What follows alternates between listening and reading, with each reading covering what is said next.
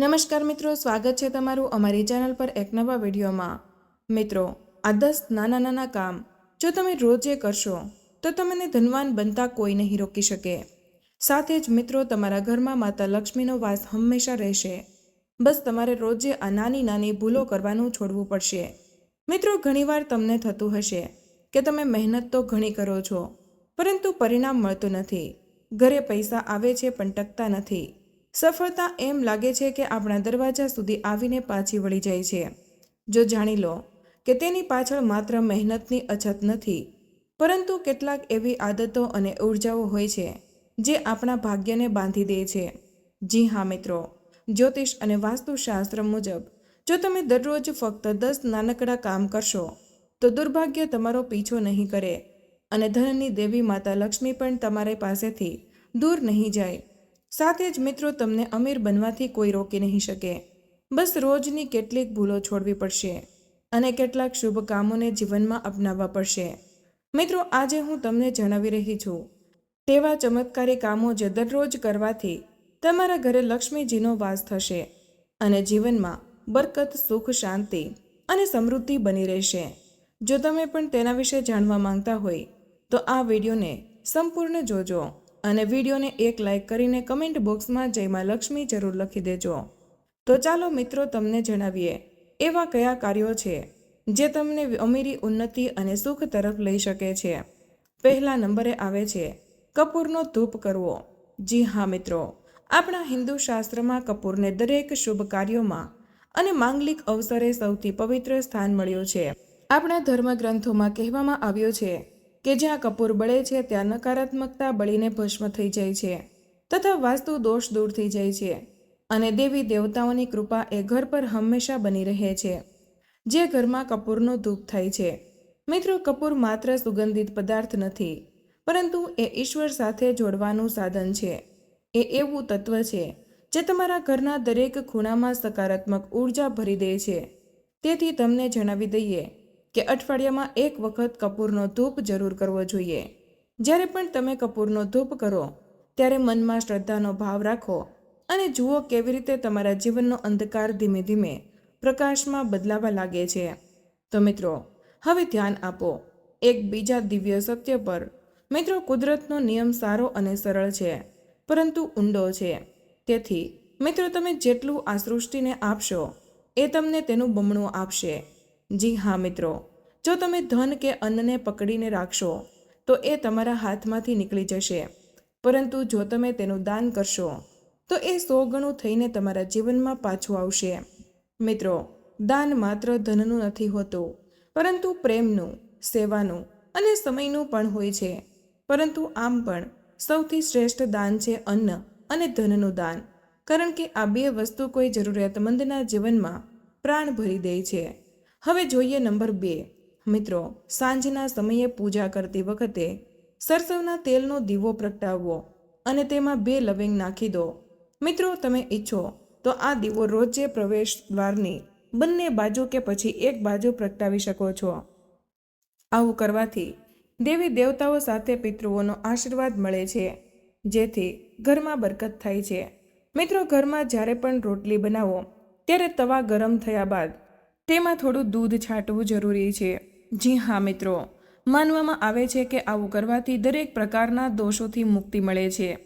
સાથે સાથે પહેલી રોટલી ગાયને ખવડાવવી અને મિત્રો, લોટનો એક લુવો લઈ તેને ગરમ રોટલીમાં મૂકી તેના પર સાથે ગોળ કે ખાંડ નાખવી અને તેને ગાયને ખવડાવવી। મિત્રો, રોજે પંખીઓને ચણ નાખવું પણ ઘણું શુભ માનવામાં આવે છે। આવું કરવાથી કુંડળીના દરેક દોષોથી છુટકારો મળી જાય છે, સાથે સાથે જીવનમાં સુખ અને સમૃદ્ધિ મળે છે। નંબર 3। મિત્રો, જ્યોતિષશાસ્ત્ર અનુસાર સૂર્યાસ્ત સમય પછી કચરું ન કાઢવું જોઈએ।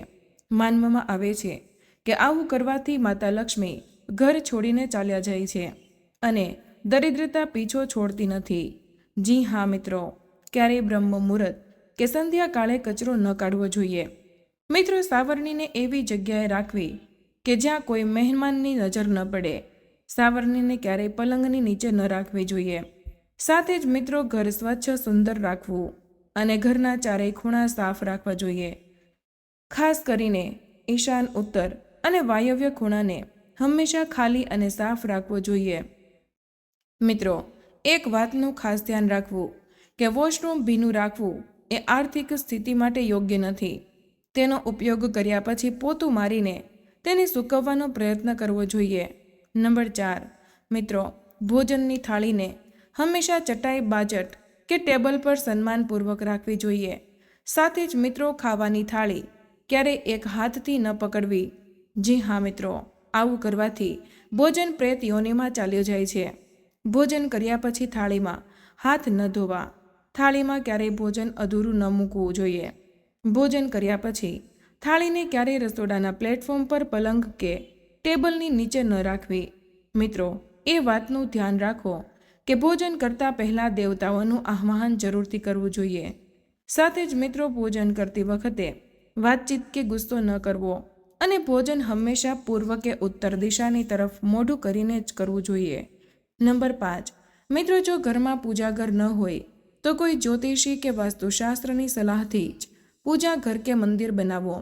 કારણ કે મિત્રો, કોઈની કુંડળી પ્રમાણે ઘરમાં પૂજાઘર રાખવું નુકસાનદાયક થઈ શકે છે. સાથે જ મિત્રો, કોઈ પણ દેવી દેવતાઓની એકથી વધુ મૂર્તિ કે તસવીર મંદિરમાં ન રાખવી. મિત્રો, ધ્યાન રાખો કે પૂજાઘર સિવાય ઘરના અન્ય કોઈ ભાગમાં દેવી દેવતાઓની મૂર્તિ કે ચિત્ર ન લગાવવું. ક્યારેય પણ મંદિરમાં 2 દેવતાની છબી એવી રીતે ન મૂકો સામા આવે. સાથે જ મિત્રો, દેવી દેવતાઓની તસવીર ક્યારેય નૈઋત્ય ખૂણે ન લગાવી, નહીં તો કોર્ટ કેસના મામલામાં ફસાવાની શક્યતા રહે છે. સાથે જ મિત્રો, તમારી તિજોરીમાં હળદરની કેટલીક ગાંઠો પીળા કપડામાં બાંધીને રાખવી.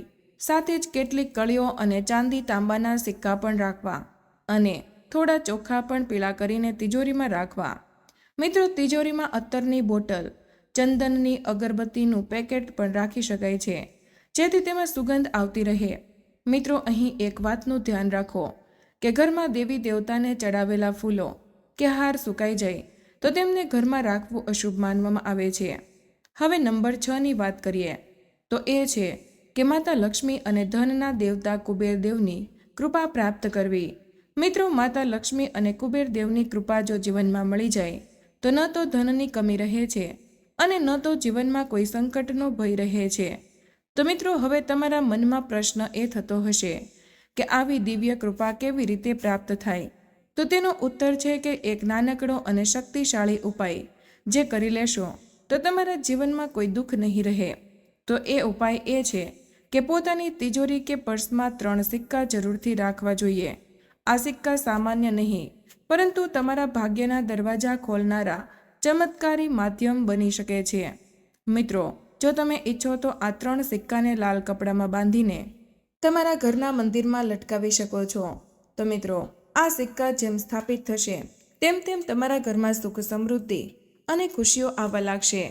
અને હવે વાત કરીએ એક બીજા દિવ્ય ઉપાયની, જેનો સંબંધ છે વાસ્તુશાસ્ત્ર સાથે અને જે સીધો ધન, સુખ અને આરોગ્યને અસર કરે છે. સાથે જ મિત્રો, તમારા ઘરમાં ચાંદીની માછલી જ રાખો. જી હા મિત્રો, ચાંદીની માછલી શુભતા, સમૃદ્ધિ અને સકારાત્મક ઉર્જાનું પ્રતીક માનવામાં આવે છે. મિત્રો, વાસ્તુ અનુસાર જ્યાં ચાંદીની માછલી હોય છે ત્યાં શાંતિનો વાસ રહે છે અને ઘરમાં ઝઘડો કે બીમારીનું કોઈ સ્થાન રહેતું નથી. મિત્રો, આ ચમત્કારિક ઉપાયથી ધન, આરોગ્ય અને કુટુંબના સુખ ત્રણેયમાં આશ્ચર્યજનક વૃદ્ધિ થાય છે. અને મિત્રો, આ ત્રણેય બાબતોનું જીવનમાં સંતુલન હોય છે ત્યાં ઈશ્વર પોતે તમારા ઘરે આવે છે. નંબર 7, મિત્રો, ઘરની વસ્તુઓને વાસ્તુ મુજબ રાખીને દરરોજ ઘરને સાફ અને સ્વચ્છ રાખો. દરરોજ ભગવાનની પૂજા કરો. ઘરના બહાર સ્વસ્તિક બનાવો અને તેમાં કંકુ અને હળદર છાંટી તેની આરતી ઉતારો. સાથે દરરોજ સવારે અને સાંજે કપૂરનો ધૂપ કરી ઘરના વાતાવરણને સુગંધિત બનાવો. મિત્રો, જે લોકો દરરોજ ઉંબરાની પૂજા કરે છે, ઉંબરાની આસપાસ ઘીનો દીવો પ્રગટાવે છે, તેમના ઘરમાં લક્ષ્મી નિવાસ કરે છે. નંબર 8, મિત્રો, પીપળામાં દેવતાઓનો વાસ હોય છે. જી હા મિત્રો, પીપળાના વૃક્ષને ફક્ત શનિવારે જ સ્પર્શ કરવું જોઈએ.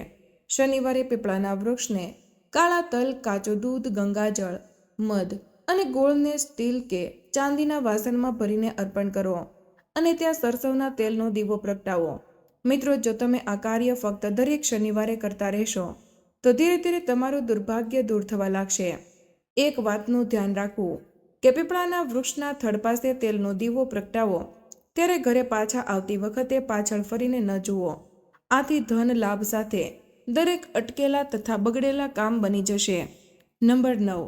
મિત્રો, ધ્યાનથી સાંભળો કે સંધ્યા સમયે અનિષ્ટ અને નકારાત્મક શક્તિઓ પ્રબળ હોવાના કારણે થોડી બાબતો નિષિદ્ધ માનવામાં આવે છે, જેમ કે ઊંઘવું, ખાવું, પીવું, ગાળો આપવી, ઝઘડો કરવો, અશ્લીલ અને અસત્ય બોલવું, ગુસ્સો કરવો, શ્રાપ આપવો, મુસાફરી માટે નીકળવું, શપથ લેવી, ધન લેવું કે આપવું, રડવું, ઉમરા પર ઊભા રહેવું વગેરે. મિત્રો, આ નિયમોનું પાલન ન કરવાથી આપણા ઘરની બરકત ચાલી જાય છે અને વ્યક્તિ અનેક પ્રકારના સંકટોથી ઘેરાઈ જાય છે. મિત્રો, જ્યાં સુધી મદિરા પાન સ્ત્રીઓનું અપમાન, તામસિક ભોજન અને અનૈતિક કાર્યને મહત્વ આપવામાં આવે છે, ત્યાં લક્ષ્મીનો નિવાસ થતો નથી. નંબર 10. મિત્રો, ઘરની સ્ત્રીઓનું સન્માન કરવું, સાથે જ દક્ષિણ દિશામાં પગ રાખીને ન સૂવો. શર્ટ અને પેન્ટના ખિસ્સા ફાટી ગયા હોય તો તેને સાંધી લેવા જોઈએ. પર્સ કે રૂપિયા પેન્ટના પાછળના ખિસ્સામાં ન રાખો અને કોઈ પણ પ્રકારનો નશો ન કરો. મિત્રો, સતત ખોટું બોલવાથી પણ બરકત ચાલી જાય છે. સાથે જ મિત્રો, દાંતને સારી રીતે સાફ અને ચમકદાર બનાવો. વારંવાર થૂંકવાની, હીકવાની કે ઉધરસની આદત બદલો અને ઘરમાં બધી જ જગ્યાએ ગંદકી ફેલાવવાનું કામ ન કરો.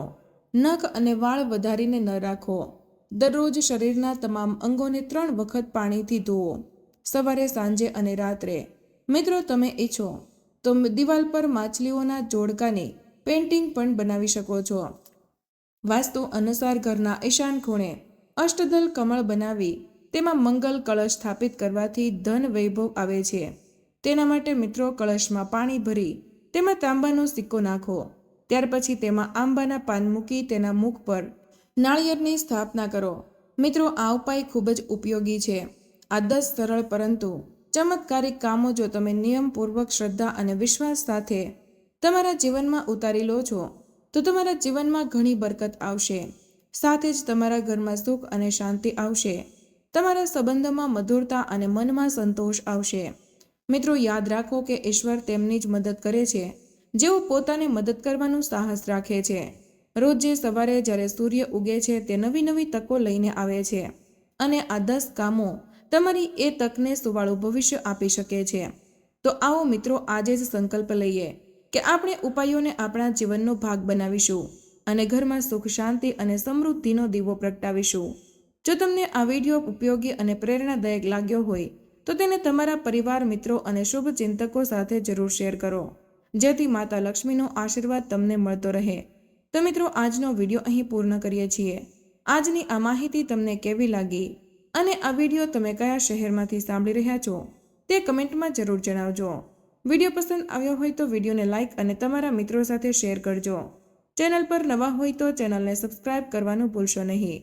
મળીએ એક નવા વિડીયોમાં. ત્યાં સુધી બધાને જય શ્રી કૃષ્ણ, જય માં લક્ષ્મી. ધન્યવાદ.